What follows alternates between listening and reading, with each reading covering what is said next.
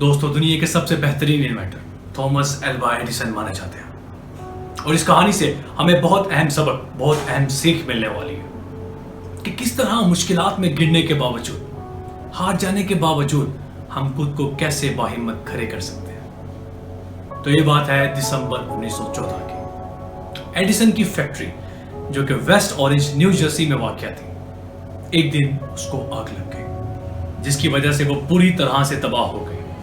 उनकी पूरी लाइफ का काम उस फैक्ट्री, उस लेबोरेटरी के अंदर था। जानते हैं उसका नुकसान कितना हुआ? Maximum $2 million.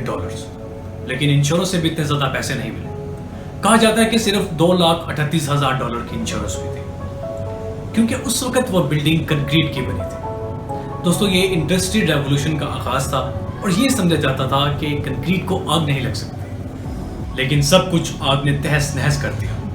और उस रात को उनका बेटा चार्ल्स ये जलती हुई आग देखकर अपने बाप के पास पहुंचा और जब उनका चेहरा देखा जो कि उस जलती हुई आग की चिंगारियों से चमक रहा था, तो उससे सहा ना गया और बहुत ही ज्यादा गमगीन हुआ। तो चार्ल्स को देखकर एडिसन बोले, बेटा तुम्हारी मम्मी कहां पर है?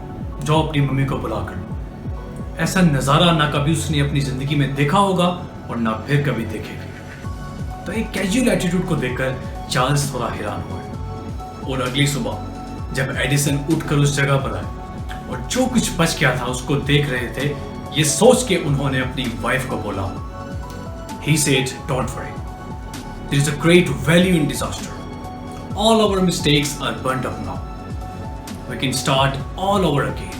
We should be thankful to God." दोस्तों, उनकी फाइनल स्टेटमेंट इतनी ज्यादा पावरफुल है कि मैं उसको दोबारा रिपीट करना चाहूंगा। अगली सुबह एडिसन उस आग की राख को हाथ में पकड़कर बोले, परेशान ना हो, इस तबाही में भी हिकमत है। हमारी सारी गलतियां जल चुकी हैं। We should be thankful to God. We can start a new one. अब हम दोबारा से एक नया आगाज कर सकते हैं। एक दफा जरा सोचिए कि कैसी सोच होगी इस पर्सन की कि ठीक 3 हफ्ते बाद Edison manage to deliver a brand new invention which was the phonograph. आग की वजह से सब कुछ तहस नहस होने के बावजूद ठीक 3 हफ्ते बाद इस आदमी ने एक नई इन्वेंशन की। That's we call fight against your odds, अपनी मुश्किलात के खिलाफ लड़ना। दोस्तों, यहाँ आपसे कुछ अपने ख्यालात शेयर करना चाहूंगा क्योंकि हम भी एक मुश्किल घड़ी से गुजरे हैं। लॉकडाउन और कोविड-19 जैसी सिचुएशन की वजह से बहुत से लोगों पर इम्पैक्ट पड़ा। हो सकता है कि आप बाहर बड़ी उम्मीद के साथ गए हो लेकिन आपको वापस आना पड़ा। हो सकता है कि आपने अपनी जिंदगी का जो नया प्लान बनाया था, एक नई जर्नी स्टार्ट करने का सोचा था, वो रुक गया हो, वो थम गया हो। यहाँ मुझे जोसेफ कैम्पबेल की बुक है द हीरोज जर्नी, उसका एक कोट याद आता है जो कि यहाँ बिल्कुल फिट बैठता है। We must let go of the life that we have planned so that we can accept the one that is waiting for us.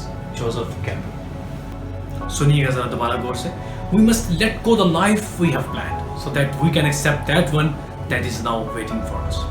हमें हिम्मत होनी चाहिए अपने प्लान्स को छोड़ने की, ताकि हम अपनी जिंदगी में उस चीज का वेलकम कर सकें जो चीज हमारे लिए इंतजार कर रही है। फ्रेंच फिलोसोफर आंद्रे पोल ने लिखा था, you can never discover new oceans unless you have the courage to lose sight of the shore. So अपने प्लान्स को लेकर इतना रिजिड मत हो। मैं सभी स्टूडेंट और प्रोफेशनल को यही मैसेज देना चाहता हूँ कि हर चीज अपने वक्त पर ठीक हो जाती है, हमारे टाइम टेबल पर नहीं। अपने टाइम टेबल पर टाइम टेबल कोई और बना रहा है, हो सकता है उसमें कोई राज छुपा हो। आप एक सड़क पर जा रहे थे, सामने एक दीवार आ गई, आपको यू टर्न लेना पड़ा, तो हो सकता है उस यू टर्न के बाद आपको अपनी जिंदगी का सबसे बेहतरीन नजारा, सबसे बेहतरीन डेस्टिनेशन मिलने वाली है। Hope you like this little short story. Thank you for watching. Bye bye.